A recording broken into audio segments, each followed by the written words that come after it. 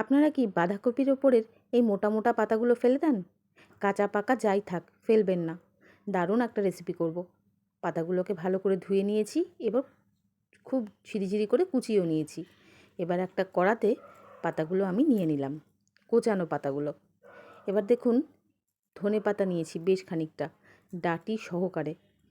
এবার এগুলোকেও ভালো করে কুচিয়ে ওই বাঁধাকপির ওপরে দিয়ে দেব।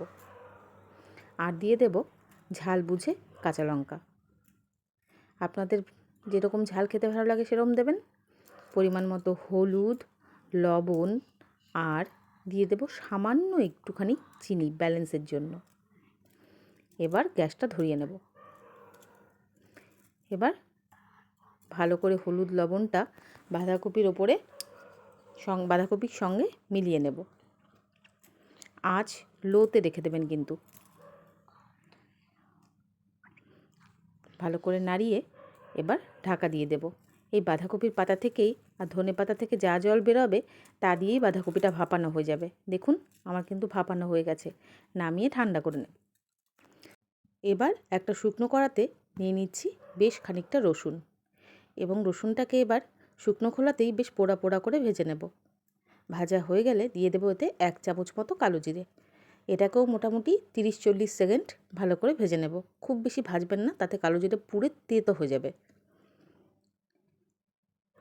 নামিয়ে নিয়েছি, এবার সব শিলপাটাতে নিয়ে নেব। বাঁধাকপির পাতাগুলো এর মধ্যে শিলপাটাতে দিয়ে দেব। এবার এগুলোকে মিহি করে বেটে নেব। বাটা হয়ে গেলে কড়া বসিয়ে দেব। আবার বেশ খানিকটা সর্ষের তেল এর মধ্যে দিয়ে দিলাম। এবারে বেটে রাখা বাঁধাকপি সঙ্গে কালো জিরে রসুন সব একসঙ্গে বেটে নিয়েছি, এবার এটাকে দিয়ে দিলাম। এবার মিডিয়াম টু লো আঁচে এটাকে নাড়তে হবে, কিন্তু খুব ভালোভাবে নাড়তে হবে।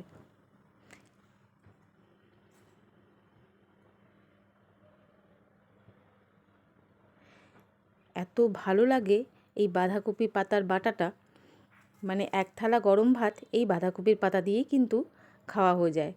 আমি তাই কখনও ফেলি না, আপনারাও ফেলবেন না। এটা দিয়ে এত সুন্দর একটা রেসিপি হয়। দেখুন, একদম জল টান টান করে শুকিয়ে ভাজা ভাজা হয়ে কড়া ছেড়ে দিচ্ছে যখন, সেই সময় নামিয়ে গরম গরম ভাতে পরিবেশন করুন। অসাধারণ লাগে এই বাঁধাকপি পাতা বাটা। একবার না খেলে বিশ্বাসই করতে পারবেন না।